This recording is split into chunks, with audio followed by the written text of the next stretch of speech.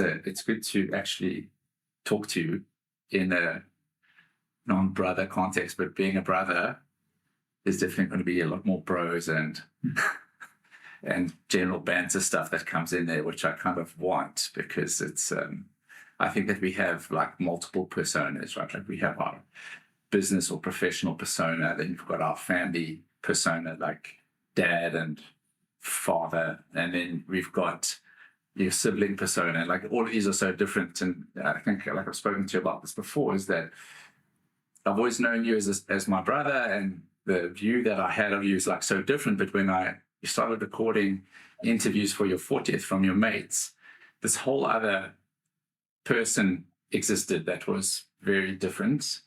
And then we got to know like a completely different version of you. And I'm sure there's a completely different version of you in the professional context. Like these are all very different things. And if you had to think about yourself as these different personas, how would you classify yourself in terms of a priority stack? Yeah, I once heard Adrian Gore on an interview saying, you know, I'm a husband and a father first, I'm a Jew second, and then I'm a businessman third. Like, of all your personas, what are they, and how would you prioritize those personas? Good question. You know, I haven't thought about it in that much detail, other than I'm finding it quite interesting at the moment that I'm doing a lot of photography. It's always been a passion of mine, and find it quite weird actually how we define ourselves. And I don't know if I would, because when I meet someone at a party or what have you, and they ask what I do, and recently moving to Mauritius, I'm meeting a lot of new people all the time, and they ask what you do, and I would default to saying I'm an accountant, or I work for a financial services business. And I think, well, equally, would it be wrong of me to say I'm a wildlife photographer? Because I am, you know, or I'm a husband or a father or a lot of other things, a paraglider, what have you. So I don't know. I think I would certainly, if I had to rank, I'd say parent is number one for me, and partner to my wife as well. And then I think career and stuff is after. I think, you know, I don't know if you journey down Maslow's order of needs somewhere in here, but, you know, I think from a career perspective, sort of got I can feed myself, I can cover my immediate basic needs. So that's become less important to me, other than the fact that I love achieving, I love striving, I love climbing up a ladder and doing something that's sort of worthy of your attention. So I like the challenge of that, but I wouldn't define myself by it. And so, don't know, a lot of other ways how I define myself of arty, creative, ambitious, want to climb up whatever ladder of knowledge there is to do, whether that's in a new hobby or a interest or my career or what have you. But I'd say in terms of personal priorities, it's my family, one, and then career was probably more important to me earlier. It's still important for me to excel and do well in it, but I wouldn't define myself by it as much as I would define myself as a wildlife photographer equally. So, yeah, I'm not sure if that gives a clear answer, but it's not something I've thought of much, other than thinking, like, why have I become accountant when I introduced myself, you know, other than father, husband, wildlife photographer, paraglider, etc. Yeah, I think that, you know, I think we've touched on this a few times. And one thing is that one kind of paved the way to enable the others, right? And I think that you're a really successful CA. I mean, you qualified ninth in the country when you hey, sorry. Clearly, my math is better. Or your memory, but so yeah, you've qualified really well. You've excelled in your career.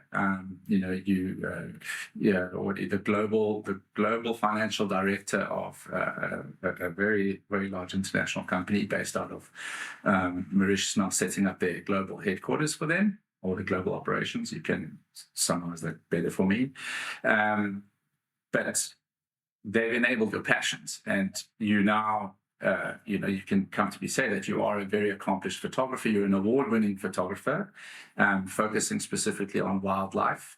You're very good at that. You're also a paraglider.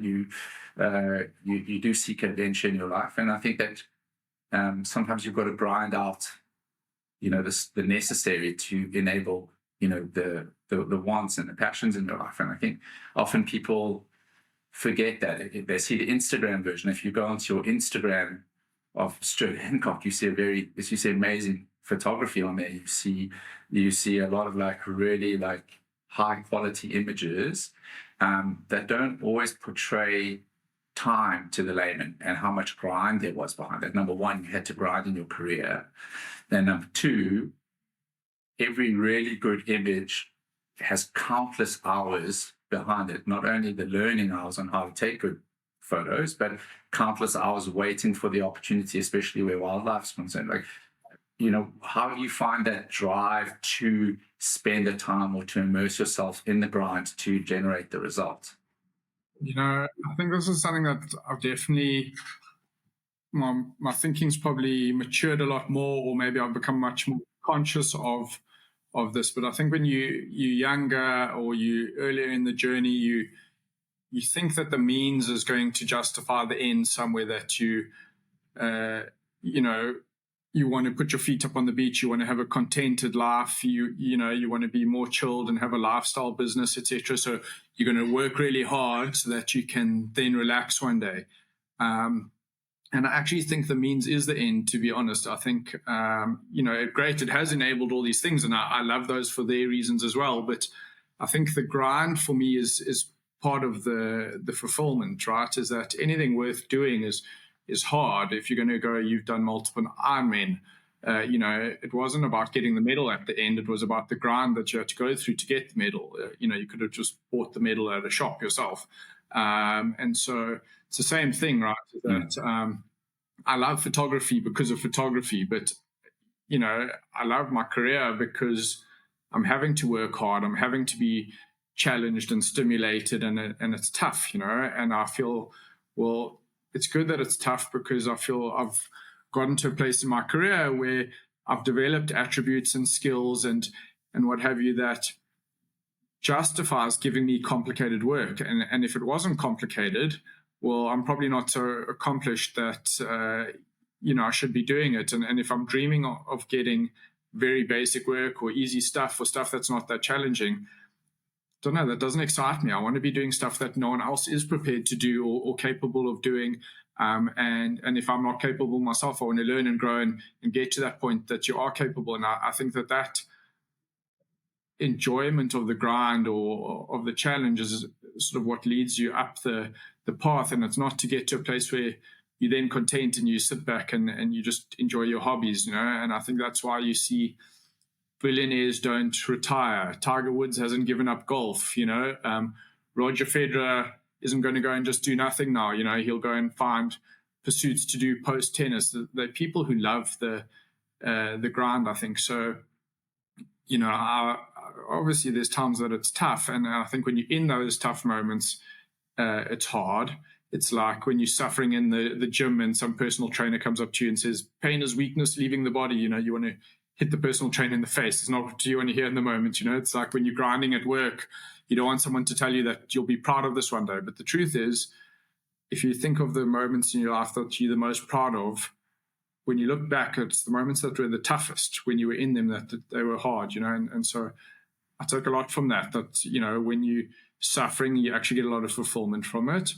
And I think it's like anything, being in the gym or being in the office, if you're pushing yourself to the point of failure, that's when you're growing. If you're not suffering and struggling, you're doing stuff that's well within your capabilities and it's easy for you to do, which by definition means you're not going to grow. And so I think that's where my thinking's matured a lot in the last 10 years is, actually enjoying and thriving on the grind, because I know that I'll be proud of myself. And I also know that that's when I'm developing and growing, and I don't want to be relaxing. I don't want to go to gym and sit on Instagram and chat to my friends and take photos. I want to be there grinding, and same in the office or same with photography, etc. And I think someone asked me a similar question about photography recently, and that's what I love about photography, is especially wildlife photography, is that it's so hard. You know, you don't just rock up and say, I want to take a photo of a lion. You've got to do so much preparation and planning, and obviously have the technical ability, etc. But you've got to understand your subjects well. You've got to spend copious amounts of hours in the right conditions, putting yourselves in the right places, hoping for luck, and creating a lot of your own luck. And so when you get it right, it's so thrilling to get that shot, that you know what went into getting that. And I think Instagram dilutes that, right? Is that you're just seeing photos of lions everywhere, or to your original point, you're seeing people paragliding or scuba diving or doing whatever, living the life. But people don't know what you've gone through to get there, you know. And personally, that's what I really enjoy about it. But you know, when you share your photo of the lion or your paragliding or whatever, people don't know the grind in your career that went on, or the grind in your photography that went on to get there. Yeah, so it just reminds me of something that Bruce Lee said. He said that when he started martial arts, a punch was just a punch. And when he got really good at martial arts, a punch was more than a punch. You know, what goes into a punch and how to generate power and all these things was like so technical, and a punch became more than a punch. And then once he mastered martial arts, a punch was just a punch, right? Like, it's this evolution that you go through where you have an amount of ignorance around something, then you learn about it in such a way that you say, oh, there's so much more to this, and you realize the depth or the breadth of knowledge goes or technique behind something.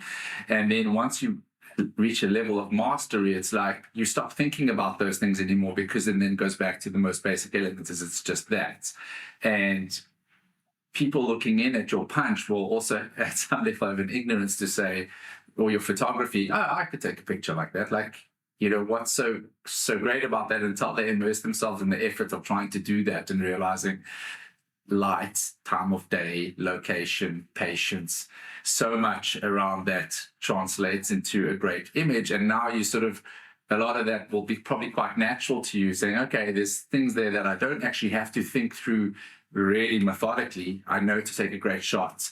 These things are almost like subconscious now, and now it's just finding much less to generate the same output. Have you found that with photography, or is that too basic a summary? No, I think that's exactly spot on. And I want to give you maybe another analogy, and I can switch hobbies to paragliding in a second, because I was telling someone about this the other day, and it fitted exactly what you're saying now so well. But I mean, in terms of photography, it's exactly that. Is people, one of my first comments I get, you know, when we've got a place in the bush and there's a WhatsApp group for all the various shareholders there, and I'll go there and I'll take some pics and I'll send them after my trip.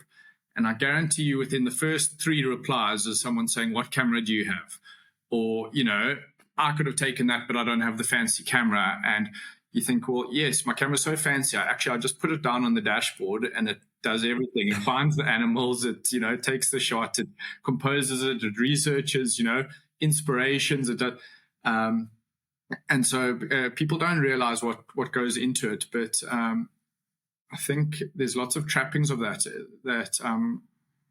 forgive me if I go down a bit of a tangent and you can pull me back. But no, this is about tangents. Go as deep as you want. Fine. So paragliding I did for 10 years, and in Mauritius there's some legality problems around it. So I'm currently, my wings have been hung up for a bit. Grounded. I've been grounded. But I got really, really into paragliding, and I went massively deep into, you know, I'm one of those people that when I get into something, I do it full on, and I read all about it, and I watch videos on it and tutorials, and I seek out gurus on it, and I went very deep in 10 years of paragliding. And sort of towards the end, I would say that I climbed the competency curve quite a lot. And I had one mate that I can think of, but I've seen many of these people in paragliding come along, that was the equivalent of saying, what camera did you have? You know, that without getting too technical or jargony, but you know, it's like a big trapping of Dunning-Kruger effect, I think, is, you know, where you as you get a bit more competent, you get massive boosts of confidence. So, you mentioned there that, obviously there's light and there's time of day and there's aperture and shutter speed, etc. So someone who gets into photography or paragliding or whatever it may be knows 4 or 5 of these things, that they exist. And then they go and study 4 or 5 of those things. And then they say, okay, well, I know 4 of the 5 things really well, so I must know 80% of what's going on here. And, this paragliding buddy of ours, every time we flew and we took off, most of the time he didn't get up. And, paragliding. So getting up, just to people who don't know, getting up essentially means it's like finding a thermal and being able to elevate rather than just gliding down to the ground. Exactly. So in paragliding, where you don't have an engine, height is your fuel, and thermals are your fuel tanks. And thermals are just essentially rising columns of warm air that take you up. And whenever we took off, invariably he wouldn't get up. But occasionally he would get up, and he knew there's a few things that create thermals, like let's say a plowed field. And so he knew 3 or 4 of these types of ground conditions that could establish a thermal. There's many that he didn't know, but, he did know of a couple of them. And occasionally he did get up, and me and another friend would often get up. And if he bombed out, it would be, well, he didn't bump into a thermal, and we were lucky and he was unlucky. And if all of us got up together, then it's quite hard to find your next thermal, because you're very high up in the sky. And let's say the plowed field that you were relying on below you is now 2,000 meters below you. Very hard to line up where that thermal would have ended up 2,000 meters up. And so your ground conditions become fairly irrelevant. And so every time he did get up with us, then we think, okay, great, we can go on a big cross-country flight. And he hardly ever found thermal number 2. And then again, he would say, but you guys have got better wings than what I've got, and it must be your wing, or you guys were lucky to bump into thermal number 2. I never found thermal number 2, and I got unlucky. And what he didn't realize is that when we were flying, we stopped looking at the ground conditions. Eventually, we were looking at how do the clouds form. How does your glider feel when it starts getting close to a thermal and the thermal's sucking in air around it to generate this lift? We'd be looking at swallows that were chasing grasshoppers that had been sucked up from the ground. And to the point that you even got to a point that you would be chasing the intensity of the smell of cow manure that had come up from the fields below you, And, literally we got to the point that you chasing a fart in the wind, and he is chasing his one ground condition that's 2,000 meters below him. And he's blaming it on bad luck on us, And said to him, eventually, the trend has to tell you that we know a bit more than what you know. And eventually, by the end of 10 years of flying, a lot of those things, as you say, you're not even thinking about them anymore. You just feel your glider going towards the thermal, and you're naturally flying in that direction, and it's not conscious thought anymore. And I think with him, and I've seen many like him, they become very dangerous to themselves. And paragliding is often life or death. That's what's quite a good example, is that he had peaked his confidence level because he had learned a little bit of stuff and now thought he knew everything. And in sort of Dunning-Kruger terminology, they say you almost like get to the peak of Mount Stupid, where you've got huge amounts of confidence, very little knowledge. You're in a very dangerous position. And eventually you learn a little bit more, and you get over the summit of Mount Stupid, and you suddenly see this huge competency like laid out ahead of you, and this whole other summit that you couldn't see from behind your little hill. And then you come crashing down, and you get into imposter syndrome and all of those things that we know about. But he was dangerous because he didn't want to learn anything else, and he thought he knew everything. He detracted credit from all of us, but also worse than that is that those people are often then the preachiest about their knowledge. And when you get a newbie into the sport, there they are standing on the side of the mountain giving everyone advice because they know all about flying. And the guys who have sort of crashed down to imposter syndrome, who are actually much more competent than him, are sitting back in the background, not wanting to offer advice because they're quite aware of their incompetence. They've transitioned from that unconsciously incompetent to consciously incompetent, and therefore they sort of shy away from giving advice. They also tend to be attracted to then gaining new knowledge because they actually want to learn because they realize that they're incompetent. And, in paragliding, being in the sport for so many years, unfortunately, I've known many of those pilots personally that were at the peak of Mount Stupid and actually came crashing down quite literally, and some of them didn't ever walk away from that. And I was always addicted to studying these accident reports because I wanted to know what was my propensity of making the mistake, because they would always be put down as freak accident. And you heard all these other guys on Mount Stupid saying, well, it was a freak accident, because in their mind, they are assigning it to good luck or bad luck. And they didn't see that it was down to a competence thing of forecasting the weather, knowing when you should fly, when you should fold, when you, in a dangerous position or not.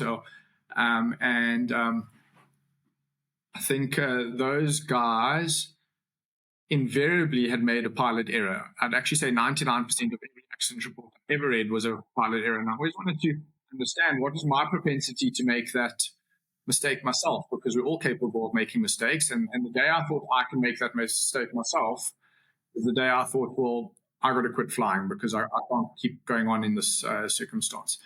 And I think from studying all of those, I realized that actually it's mostly just competence, and you've got to actually then surround yourself with gurus, know where you have got shortcomings yourself. And the crazy thing I think about Dunning-Kruger is not a comparison of smart versus stupid. Actually, people who are very smart have got a bigger propensity to being caught out by it because they're used to being right, they're used to knowing everything. So they learn a little bit about a new subject, and now suddenly they're the expert on it. And this guy who flew with us for many years, actually a very smart guy, but he never crossed the summit of Mount Stupid to realize, wow, I've actually got a lot of stuff to learn, because in his mind, we just were a hell of a lot luckier than he was. And luckily, in paragliding, we did actually, even if we didn't want to venture forward and give advice because it's life and death, we would go and correct him and tell him he was doing wrong. And he wasn't always receptive to that. But, I think it's a trap.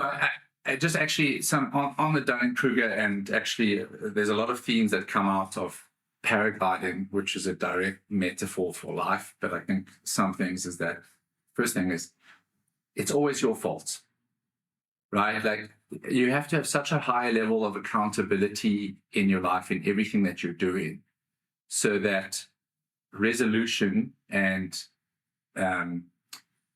development always falls on you. I don't have a good enough wing, that's still your fault. I'm not making, I'm not getting up and I keep on falling down, it's because you guys are better. Actually, it's always your fault.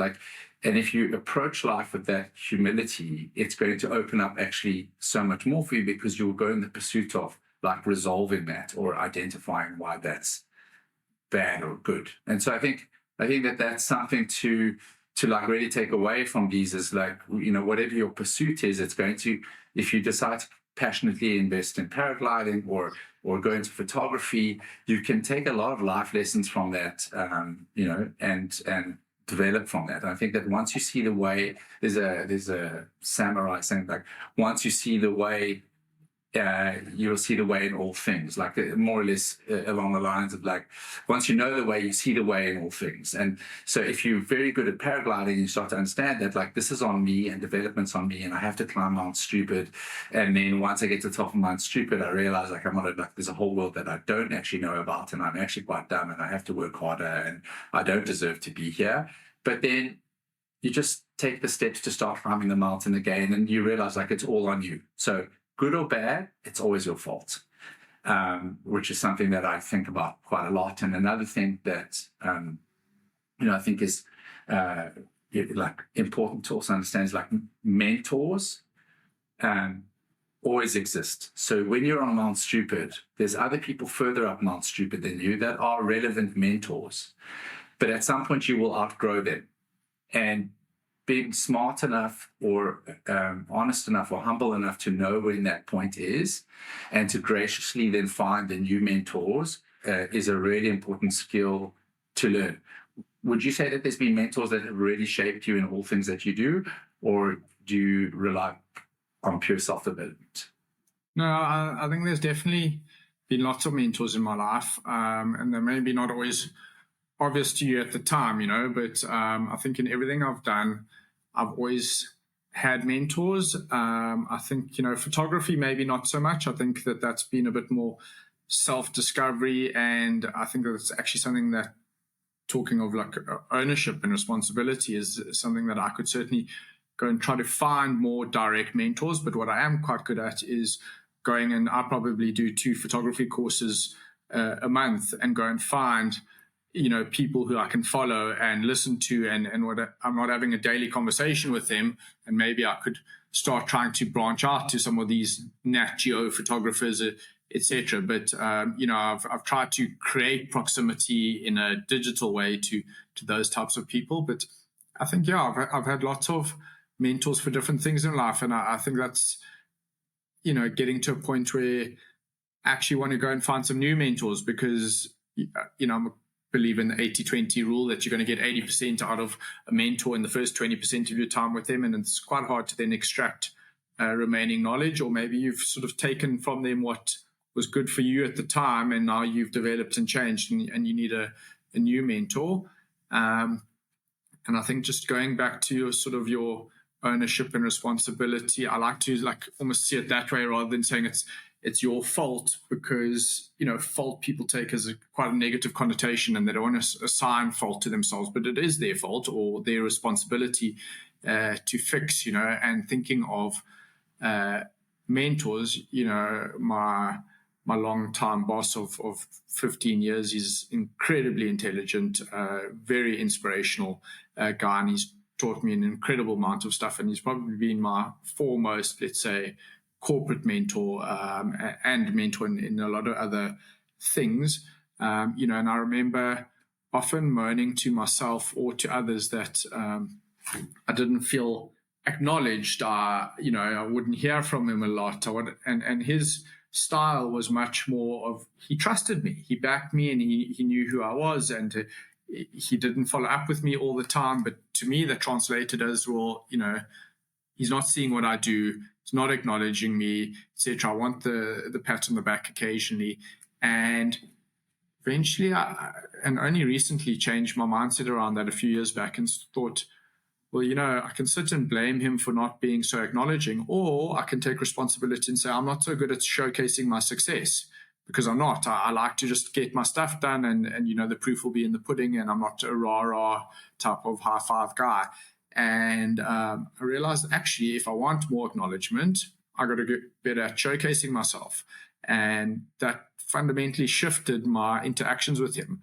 And so it's a very, very valid point. No matter what the thing is, the circumstance might not be fair. Maybe you are dealing with someone who doesn't acknowledge you, and maybe they should, but they're not. And that's the circumstance. So if you're going to sit and moan about it, nothing's going to change, unless you're going to say, well, either I'm going to find someone else who does acknowledge me, or that's not their style, and so I'm going to have to change my style, or whatever it is. And I think in this world, people face prejudice all the time. They face racism, sexism, whatever it is. That might not be fair and a nice playing field to be on, but you've got to acknowledge the playing field you are on, and take responsibility and say, well, because of this person's prejudice, I've got to either find another career, or I've got to work harder to impress them, or I could sit back and moan about the prejudice and never progress in life, And so I think that's something that shifted a lot in me in my adult sort of life, is, I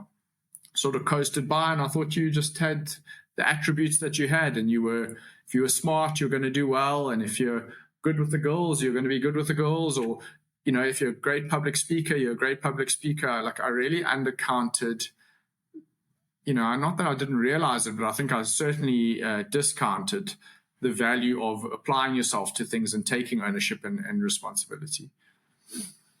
Yeah. I remember very clearly as a 9 or 10-year-old looking in the mirror, telling myself I was ugly, and having a real pep talk with myself, and said, like, well, this is it. And so just deal with it, because there's nothing you can do about it. Like, there's nothing you can do to change the way you look. So that's it. You're ugly. So just stop moaning about that. I remember that pep talk in the mirror, like, very clearly. Like, I was looking at my long face, and like, some girls at school called me grandpa face, and it was such a big thing. But I remember being able to, like, just pep talk myself out of it. Like, okay, this is what it is, and so what? Nothing I can do to change it, and I'm just going to have to find other ways to be, like, attractive.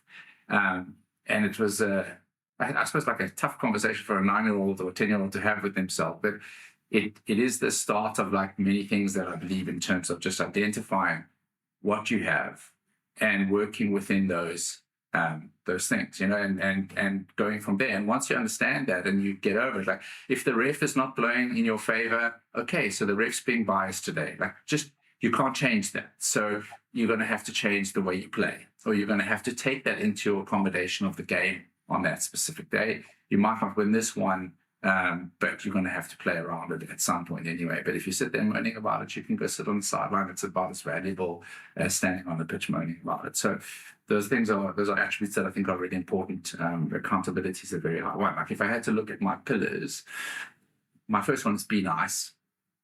The second one is be honest. And an attribute that I learned to prioritize after getting it wrong, honesty, and realizing the impact of what being dishonest can cause in terms of hurting people and hurting yourself. I think be brave, be accountable, and be curious. I suppose generosity comes in there for me as well, but you have a very high curiosity drive. You don't just dabble. I don't think you dabble in anything. It's once you find interest in something, you pursue it very, very deep. It's actually a quality that I admire the most. My brother, there's lots of things that I dislike about you, but the thing that I like most about you is that you have a very high curiosity drive. Is it something that you've always had, or is it something that you've developed? Not sure, actually. I don't know. I sort of think I find a niche and something that I work on, and I start enjoying it, and you get positive feedback, and you want to work on it more or do better at it. I think I've always had that curiosity, to be honest. I've always been very interested in how things work. I can remember from being a little kid, and Dad will often recount the stories of us driving to the bush, and we'd see a jet fly over, and then I'd say, Dad, how fast can that fly? And Dad, how long would it take to fly to Cape Town? And Dad, I know if it can't, but if it could fly to the moon, how long would that take? And and I love knowing how things work. So it's surprising I didn't want to pursue being an engineer or something like that. But and so I think from, like, paragliding, the intellectual pursuit of paragliding just, like, really hooked me. Photography as well. I think it's so deep, much more than anyone would realize, that just learning all the time, and the amount that I'm still learning after years and years and years of doing it, and feeling like I'd gotten slightly competent. And then I realize each time I go out and how much more I learn, the rate of learning makes me feel that I'm still very low on the slope of competency. That you'd feel if you're really competent, you're not going to learn so much more each time. But so I don't know. I like that progress. I like that development, which is weird, because what I said to you earlier is that also just felt that, and maybe I coasted along. I think one of my biggest failures was just coasting as a kid, because academically, I did okay by sort of coasting, and I never got too stuck in. And I don't know if there was a belief that I would just amount to something because, academics came easy to me, or, and I wouldn't do so well at this or that, or, because that attribute didn't come so easy to me. But certainly as I've gotten older, I've realized, like, the value of the compounding of growth. It's so exponential, and you see how many people overtake you in life because they're just consistent, working hard, and they might not be the most charismatic or the smartest or the whatever, but they're consistent and they're disciplined and they're working hard. And I've seen it in so many of my pursuits where guys have like really excelled. And I think that's what I like to try to do, is just like not necessarily go too broad, but go very deep into a few things and then excel at them. I don't know. I find I thrive on that. Yeah, I mean, I think that the one is like immersing yourself in something, and then sort of that drive to keep on pushing yourself and continue to develop yourself. It generates quite a lot of like life momentum if you do it consistently. And I think that that's the other thing to learn, is that do 30, 40 minutes every single day rather than trying to do, 3 hours, 4 hours once a week. And those consistent steps like then create a platform for the learning to sink in a reasonable way and for the adaptation to start happening. And I think that's like a really important thing to sort of understand. You don't always understand that when you're young, because the adaptation is so fast. If whatever you pursue, you learn like really quickly. Like if it's physical, mental, like exposure to great people, you get away with like bulk insert of effort with a high return. And then as you get older, you're not as mentally adaptable. Your body's not as flexible or adaptable. There's so much that actually starts to limit, like where consistency like really starts to matter. Like when things start to slow down for your life pressure comes up, is that you don't actually have 4 hours or 5 hours on one specific day. You have to find your 20-minute gaps every single day. You're going to have family, you're going to have financial pressure, you're going to have so much changing in your life. And so if you learn the consistency game earlier on, it's going to have a huge amount of benefit for you foundationally later in terms of understanding and the volume that you can generate for yourself. Yeah, but I think I've got lots of thoughts on this, but I think for me, it's not just about accumulating hour after hour.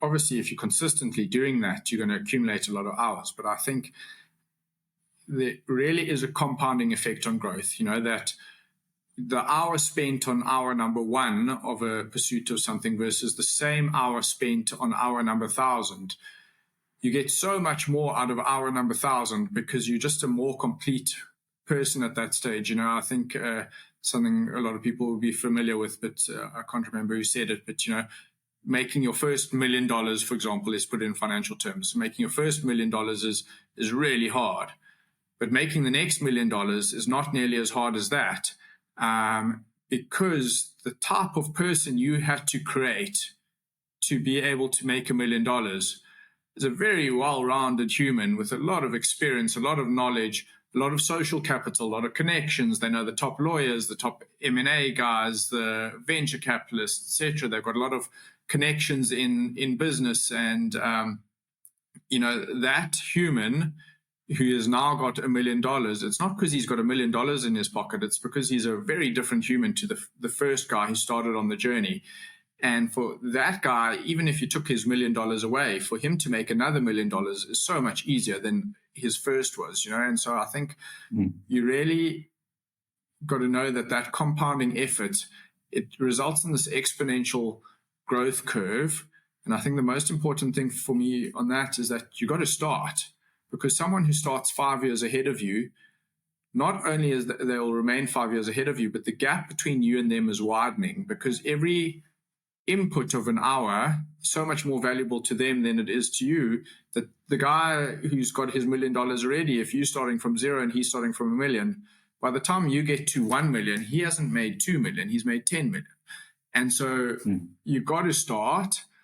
But I also think that that's quite an exciting thing, that you can be totally incompetent at anything, but if you go and apply yourself, you're going to get gains out of it, And obviously certain of us are, not suited to certain things, and we're suited to other things. And obviously you want to apply yourself in the right areas. But I say, whatever the area is, if you go and consistently apply yourself, the growth just starts getting faster and faster and faster. And the accumulation of that continuous development is so massive that, people look at a guy who's been playing a guitar his whole life, and they say to him, wow, you're so talented. And like, without taking anything away from that person, not just pure talent. It's that person has put in a lot of time and effort and energy to get competent at the guitar. And maybe some people are not going to go and play for the Guns N' Roses, but you can become a competent guitarist by putting in your 10,000 hours or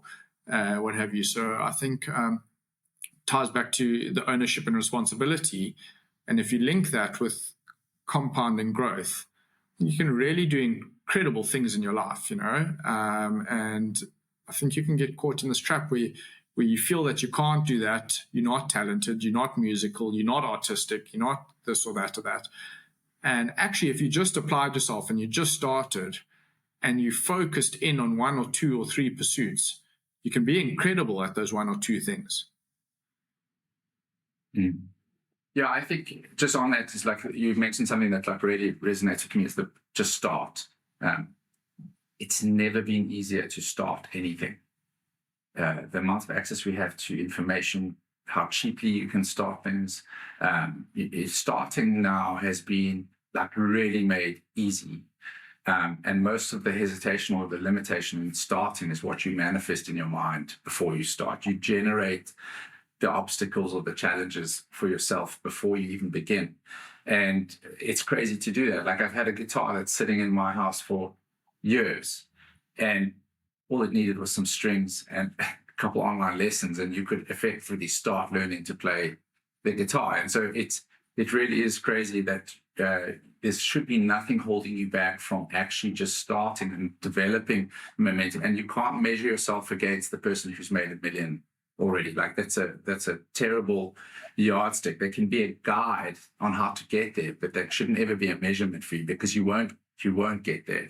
At some point, you'll both reach a scale where you're playing in the same circles, but they're always going to be that exponential gap ahead of you because they're smarter and they've developed things based on time and effort in the trenches, but they become a good locomotive for you to attach a caboose to and then go with, right? Like I think that's an important thing, that often young people make that mistake of thinking about, the 1 million and then sort of killing their opportunity to start because they'll never have 1 million or they'll never have 10 million. Like it has to be based on you and it has to be just start.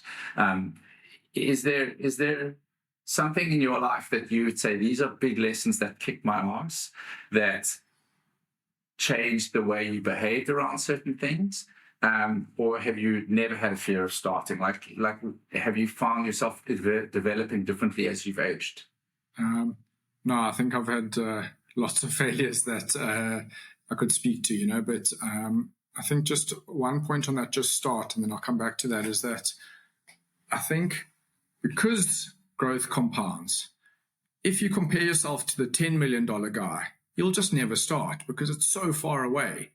But if you realize that if you get to the 100,000 guy, he'll get much easier to the 500,000 guy, who will get quite quickly to the $1 million guy, who will get quite quickly to the, but once you look at this end point that's so far away, it's so intimidating. So that just start is a huge thing. And I think going back to saying, well, you sort of believe that you've got these attributes and that person's got that attributes, and sort of this is your genetic lotto and that's your lot in life.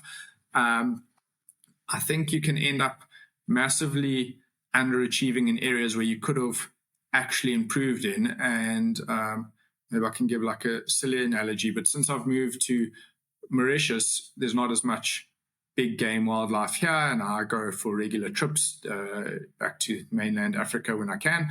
But I had to get into portraiture photography, and I wanted to get into sort of street photography. And it presented a massive new challenge. Is not how light works, but to actually approach strangers with a camera in hand and ask them to sit down and have their portrait taken. And if I look at the person who approached that, I had to it's quite intimidating to go up to people with a camera and ask them to sit down and pose for you for an hour or 2 hours or 3 hours sometimes. And I very much approached that as, I'm going to really suck at this the first 5-10 times I do it, but I'm going to get better. And I've got to learn how to overcome obstacles and objections from people saying, I don't want my photo taken, or, whatever it may be, or not being comfortable sitting with the person for an hour or two or what have you. And I slowly worked out ways how to approach people, how to not freak them out, how to slowly disarm them, how to connect with them, how to take their photographs, etc. And I would argue that doing that is much harder than approaching a girl at a bar and asking if you can buy her a drink. Here you're going to go and corner some stranger with a camera and ask them if you can have a personal photograph of them. And I think I'm quite good at that now, but it took me quite a few months of trying, but I was very open to that, and I knew I was going to suck, and I knew I'd get better.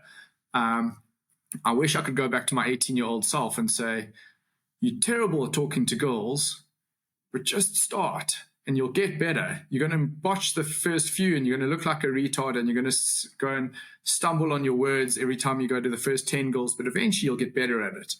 And, I never did that, and I never got better at it. And somehow, by pure fluke, I stumbled on quite a quality wife, but that was more luck than any talent. But I think my mindset has very much changed on that of knowing that you're going to suck, knowing that you grow, and knowing that you grow quite quickly ultimately. And so therefore starting's not a bad thing. I've started swimming lessons recently, and I was super bad at the start, like super bad. And I'm less bad now, and I've still got a long way to go. And it's a good sort of speaking point to Dunning-Kruger as well, because I've been improving, and I thought I'll be pretty bad, but I didn't realize the extent of my bad. And it was much worse than I thought. And there was much more to swimming than I thought there could ever be to swimming, moving your arms through the water. And the other day I was swimming next to some guys who were pretty competent, and they're all triathletes. And I was like, wow, that's where I've got to get to. And I feel like I could get there, thinking that was the end of the curve. And then my swimming coach, who's set multiple records and he's swum the Strait of Gibraltar and many impressive big ocean swims, etc., he jumped in the pool next to these guys, and he made them look like they were floundering toddlers in the pool. And I thought, wow, that's competence, look how far I've still got to go. And I'm pretty sure there'd be someone else who would get in the pool and make him look like an idiot, And so, I'm totally open to sucking at stuff now, because I know that you got to suck at stuff, because everyone sucks at stuff when you start them. No one is born a swimming athlete.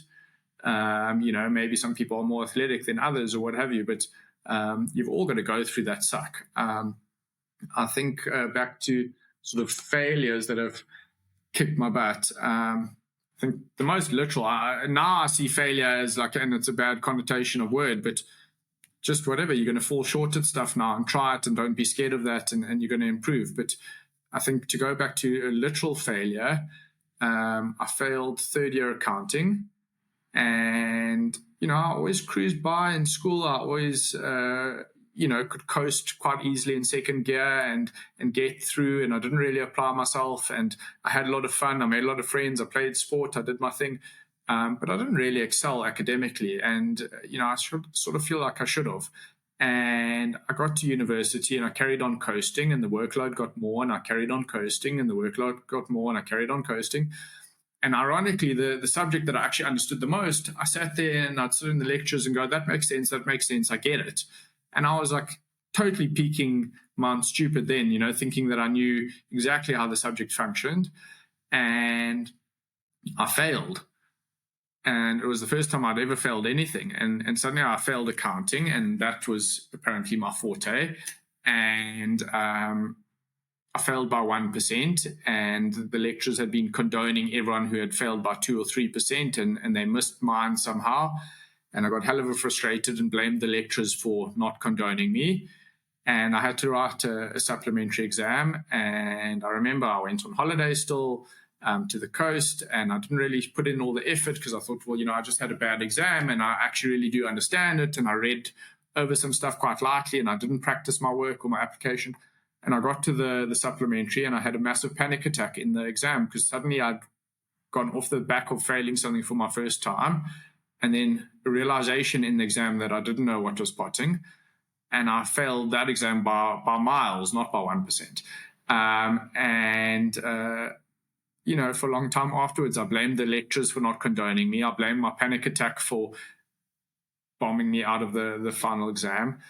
And thank God that they didn't condone me, because I was like really galvanized into action after that. I think I was a nightmare to live with. I'm sure you can attest to that. And I just put in so much hard work, and not because I was suddenly inspired with some goal. I had the fear of God like shot into me by that failure and that shame of going through that. And how could you fail? And, thinking that I was this clever academic, that I'd always just cruise through everything. And now suddenly I had to tell everyone that I failed. And there were kids in my class who, really struggled with maths. They weren't so adept at it all, but they put in a huge amount of hours. And I remember thinking like, how did that person get through? And here I am, and I failed, and it was horrific. And after that, I worked incredibly hard, and then lucky enough to come number 8 in my board exam. I went sort of from the bottom 50% of one university to the top, I think it was 0.3% in the country, and just showing what a bit of effort can do, and the growth that can happen if you actually apply yourself. And I think that if I look back now, I don't know how conscious I was of the lessons back then, but if I look back now, I realized that I wasn't taking ownership and responsibility. It was everyone else's fault. It was the lecturer's fault. It was the panic attack's fault. It was, the amount of golf schedule that I had playing for the golf team's fault, or whatever it may have been. But, I didn't take responsibility for it. And also I just got into this trap of coasting. And I'm quite a big believer in the trappings of just being comfortable. And it's something I'm quite worried about for my kids one day, is I think this generation started having kids later in life, when we're all a little bit more settled and a bit more comfortable, and our kids are going to grow up more comfortable than what we were. And, I'm quite conscious of how do you light that fire in their bellies, because I think you can get trapped into these comfortable lives where you never galvanize to go on and achieve your potential. Yeah, I mean, that's a big thing that concerns me all the time. It's like my kids, and how do I build that scaffold for life for them? Don't solve too much for them. Let them struggle through some things. Obviously you want to grease the wheels as much as possible, but I think that they still have to do the pulling of the wagon. Because if that doesn't happen, and I think you see a lot of that now, is that people just don't know how to deal with adversity, or don't know how to deal with being offended, don't know how to deal with difficult situations in their lives, and these become overwhelming. I think that's something that we have to immerse our kids in, a certain amount of discomfort, and build a certain amount of self-belief, and let them know it's okay if things don't go their way, and learn how to pick themselves up. If you fail that exam, okay, I'm not going to go speak to the dean for you. You go and you try and solve this problem, and then you go and study, and you make sure that you pass the next one. And I think that those are really important lessons that we can pass on. And I think that tapping into our personal journeys on things and then passing it back to our kids is a really important skill to learn. How to articulate the lesson well, and how to create the same lesson for your kids, even though you don't want them to worry about food on the table, or the roof over their heads, which a lot of the world still worries about. But it's like, how do we create a sinless relation for them, so that they're like, okay, I have a real belief in myself and my ability to pick myself up, that no matter what comes, I'm able to solve for that. I think that's a really important thing. How do you think that your sort of personal childhood, how your childhood shaped you in this way? Are there specific things that you think that were really important in shaping your mental belief in yourself? Or has it just been by chance along the way? Or do you think that a lot of how you grew up has anything to do with it? I think... No, it's a good question. I think it maybe comes back to why I go so deep into certain things, is that I grew up as this tiny, skinny little kid. Everyone used to call me toothpick, and I was minute, and I just wasn't this big guy, and I was quite conscious of being super skinny. and developed quite an insecurity about that, when I was a small kid. And later in life, I realized, the benefit of consistent gym work and probably a few 2 meals these days. But, I think that created something in me that I knew where I was good. I knew where I would excel and where I did well. And I had a vision of the areas that I wasn't good at. And I didn't realize back then that I probably could have put more effort into those areas that I was weak at and improved them. But I think because of then my interest in things and my knowledge on certain things, that was my thing. That was my, the thing I went with. I wasn't the big, fast, strong rugby player, and so I created a niche for myself on, really going deep into knowledge in certain things, and that became my thing, and that's what excited me. But I think, that insecurity, I used to hate it as a kid as much as I hated failing my accountancy exam and what have you. But I think that sort of stuff gives you a bit of grit later in life, and you were saying, I think what was important is being good at articulating lessons for your kids, but actually I think what was more important was how do you simulate things, because you can get all this advice in your life. I've always been told by Dad of success is hard work.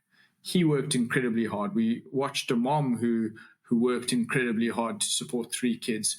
We saw it. We were there at the coalface, and I still didn't do it. I needed to have my own failures to sort of catch a wake up.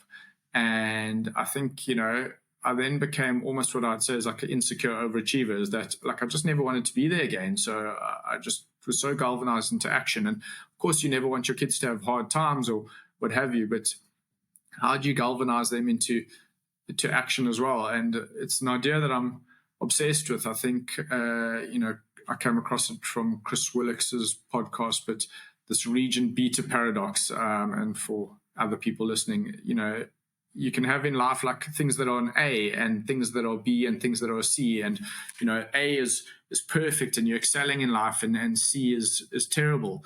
And I think B is a trapping that, you get so comfortable that your health is okay, but you eat a lot of fast food and you drink and you smoke, but, you haven't had any serious illness.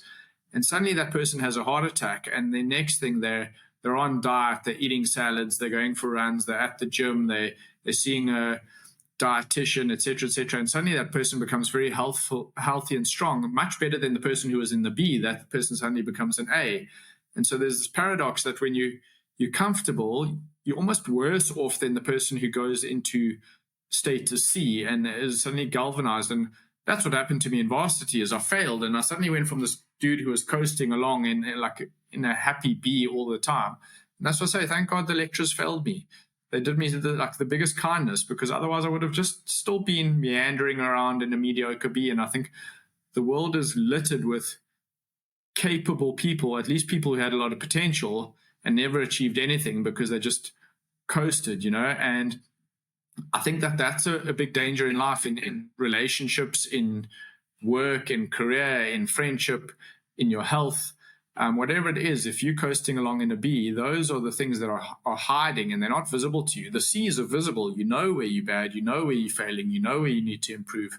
And it's almost like the people who are reading self-help books or watching self-help type of podcasts and what have you, people who have faced a lot of hardship and they're determined to work on themselves. It's the people who, just been coasting along, that living a decent life. They're not interested in reading books on how to improve themselves or get better or be on a growth journey or what have you, And so I think, in everything in life, you've got to identify your Bs and know what those are. Now, I've been doing a lot of thinking on that recently of where are my Bs? Because I know where my Cs are, and I'm probably already working on those. But the Bs are floating all around you. Yeah, but I think that the whole world developed off of the bees, Africa on some level was a land of milk and honey. Climate was good, lots of food. And then as we branched out into the world, conditions became tougher and forged new people that had to solve things. And the proximity to each other caused a lot of wars. And because those wars started to happen, then so too did the intelligence and the development around how to defend yourself, and technology to kill other people more efficiently happened by adversity or like proximity to adversity. And I think that that's it, is that you see that in the development of all things, is that some adversity is going to generate development for you. Getting failed, dropped you down and said, okay, I need to work on this thing, and took you out of that B status. I think on some levels, bullying also does that. It's a tricky one. I believe some bullying is kind of healthy, like you having a complex about being a skinny kid, make you take accountability for changing certain things, provided the environment that you go back to at the end of the day is a safe one, a constructive one that can help you build you up. And that there's a very open communication around that helps you navigate that. You do need some adversity, but you also need a safe place to help you then go back and develop the learnings from that adversity. And I think if you stay in the adversity, you can also die. Like that can also be negative for you. It could form in you a belief that you are bad. You haven't achieved. You aren't doing these things right. And I think at some point you have to have a support structure around you that gives you a platform to then launch back into your, I think it's your A status, right? So I think that's an important thing to just remember, like immerse yourself in stress, immerse yourself in adversity, put yourself in complexity, and then find a safe way to go and digest that and to learn from that. Like you have to have breathing room to say, okay, this is how it's going to be. Like, an example is that, like, if you're drowning and you come up for air, coming up for air is the part where you're like, okay, how did I do that? And so that when I start getting pulled down again, I can repeat this pattern of knowledge so that I can actually start to swim instead of drowning. Because if you just carry on drowning, that's a huge amount of adversity, but you're going to end up at the bottom of the ocean unless you come up for air in some way. So I think that, I've almost categorized it in two sort of types of adversities that, you almost need the adversity that gives you the spark to start, right? To light that fire in your belly and that little catalyst to get you going. But once you're going and you're on a growth journey and you want to improve in things, I think then you can have a lot of self-inflicted adversity, self-inflicted challenge and struggle. And, what I was saying at the start of the call is, I don't think like the struggle is a means to an end. I think it is the end. I think, we are so hardwired as a species to climb uphill that, if you're looking for contentment, you're going to get very bored and depressed and down that you've got no purpose in this world. But as soon as you actually start struggling, and self-induced struggle is very different to bullying that's an inflicted struggle that's out of your control. And maybe even if you try to take responsibility and try to get yourself out of that situation, maybe you can't. Maybe that adversity is, insurmountable. But, if you're going and whatever, it can be as simple as a gym session or a session in the pool or whatever, that like loving that suck, loving that struggle, knowing that you're actually growing from it. And I think you get to the point that it actually becomes quite addictive, that if you have a session that you didn't struggle that hard in the gym, you almost walk out of there feeling guilty, like that wasn't hard enough for me. I need to put myself through a harder thing. And, I found when I failed my exams and I was repeating the year in my honors year at university, I really actually thrived on the struggle and the learning, and to the point that I'd actually get quite smug and I'd be sitting there in the room by myself studying, and I'd think, well, today I'm 12 hours ahead of everyone because it's a Sunday and I know no one else is working, and I'm 12 hours in the green, and I think if it's self-inflicted adversity, you can stop it at any point, and that it's for development and growth. And I think that was what was hard, sort of having a complex in school or whatever, is that firstly, you're a kid, you don't realize that maybe that's going to give you some grit in your belly as well. But, you feel like it's out of your control. There's nothing you can do about it, and it's sort of the world against you. But I think now later in life is how do you recreate those areas of stresses that are going to create growth, and actually just, besides for the growth that's the outcome, just give you a real sense of fulfillment that you're doing something with purpose. Yeah, I agree with you. I think just the right amount of anything is the right amount, and figuring out how to get out of the of it when it's not actually being constructed anymore. I think so something you get better at understanding as you get older. And I have a good ability to also bail on stuff that's not going to work, right? Like I think that I think I'm okay with acknowledging things that just aren't going to develop things in the way that I want them to develop. And if I spend my time and effort somewhere else, I'm probably going to have a better outcome for the things that I want to achieve, right? Like happiness, ownership of my time, etc. So I'm also happy to experiment on the basis that it could go nowhere. I think that's you take some courage to do that. I think like a lot of people are afraid of failing, afraid of starting, but I think you also have to be okay that it might not work out, and you might have to just take the learnings and take it on the chin and move on. And if you can develop the skill to understand that soon, and it doesn't become an excuse, it's an important thing to have. I think you have to go through the long format of adversity with an outcome at the end to overcome adversity, to have a track record to show that you can do that. And once you know how to do that, you get the right to decide not to do things in the future, because you've proven, I can do these things. I know how to do hard things.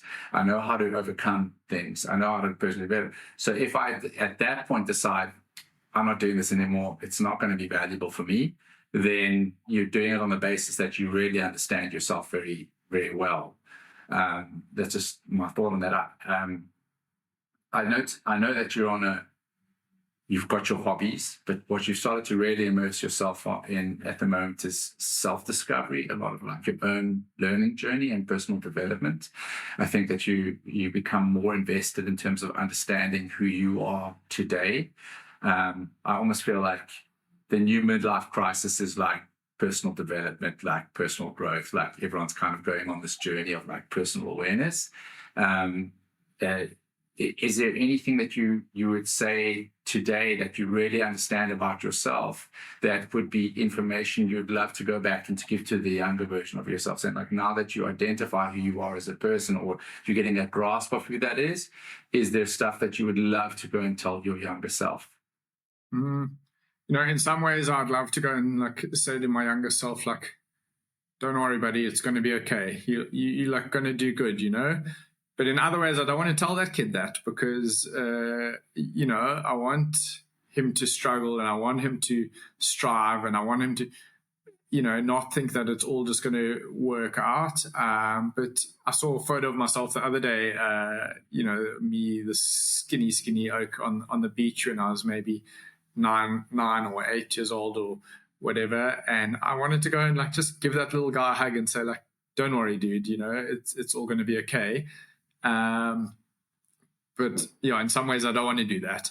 I would like to go and say to my younger self that all these things that we've been talking about is that, you just got to put in some effort, and you can grow, and you can do better, and you can, not throw in the towel when it's getting tough because you think that you don't have the ability to be a first team rower. So why even try at rowing? Actually, grind it out, put in the effort, do your thing, and you'll get there if you're just more disciplined and more consistent than everyone else. And maybe you're going to have to be a hell of a lot more disciplined because you're not the biggest kid or whatever, but you can still do it. You can outwork everyone or what have you. So maybe that, just applying myself more at things. I didn't take life too seriously, and maybe that was also okay, I guess.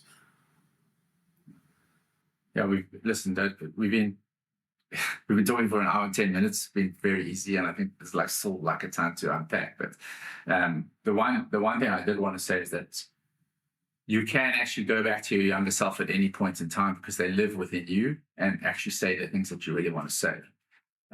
I wouldn't want to go back in time and change anything. I think that we had the right childhood, we had the right adversity, we had the right setup for a lot of things.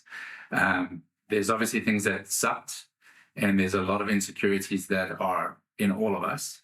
But the good news is that if you sit down with yourself quietly for 10, 15 minutes and go and find that young version of yourself, you know exactly who they are and how they feel and what they're stressed about and what they're insecure about. And you can literally have a conversation with them and say, like, you really did well. It's not just you did a great job and you've come out okay. And can you imagine how cool it is to tell your sort of 10-year-old version who was looking in the mirror that they thought they were, it's like, you're married, you've got great kids, and great you've vision. done well in business. Yeah. Your eyesight was good.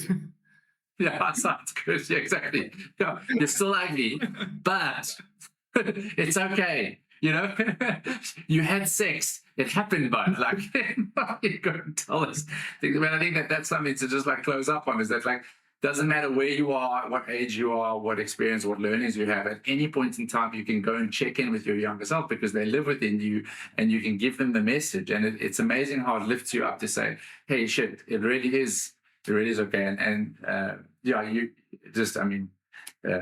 a massive inspiration to me. And I think that, I'm looking forward to the next things that you're going to be developing. At what point do you reclassify yourself from a CA to a wildlife photographer? Yeah, I don't know. It's I'm sort of at that inflection point. I think to date, my corporate career has been my mountain that I've been trying to summit, and I've sort of been looking at one foot in front of the other, and just as long as I'm going up, I'll get to sort of the summit of where I want to go in the career world. And I'm starting to get to a place that I feel that, I'm not done. I've still got some stuff I think I'd like to do, and still some learnings and growth and development to do in the corporate world. But I don't know how many more years that will necessarily be, and certainly I'm starting to lift my head up from my next step and look around a bit.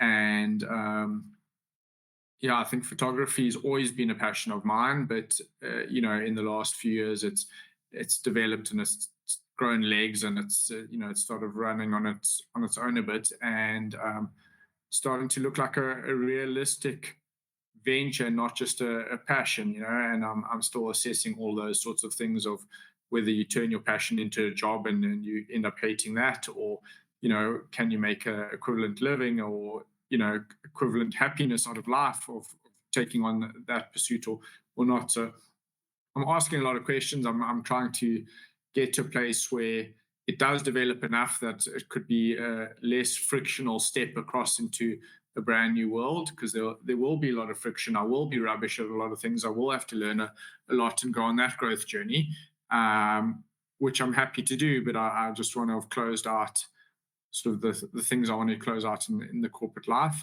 But I think it's picking up momentum, it's picking up speed at sort of an increasing rate, and it could be sort of closer by than I may think it is. Awesome.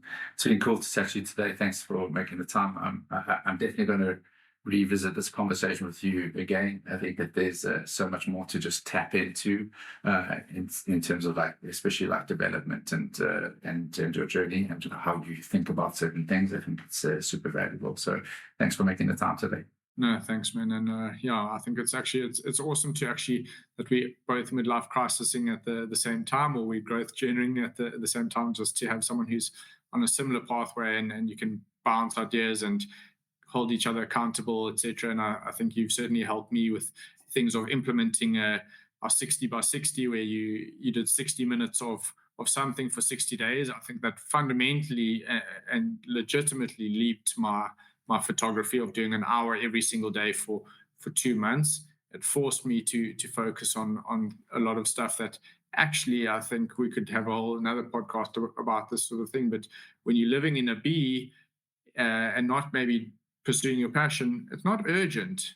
Might be important, but it's not urgent, and you're never forced to do it. And that sort of helped me create an urgency, a forced urgency, where every day I actually had to make progress, and it was incredible to see what you can do in 60 days. So definitely helped on my growth journey as well. And hopefully I can be a guest on the show again one day when I'm a world famous photographer. Yeah, definitely going to. So, just be good to also just talk about some of our childhood stories, putting you on anthills and ants eat you and general stuff that brothers do to other brothers. Some of it we shouldn't talk about, but it's good to have you. Thanks very much. Cool. Thanks, Steve.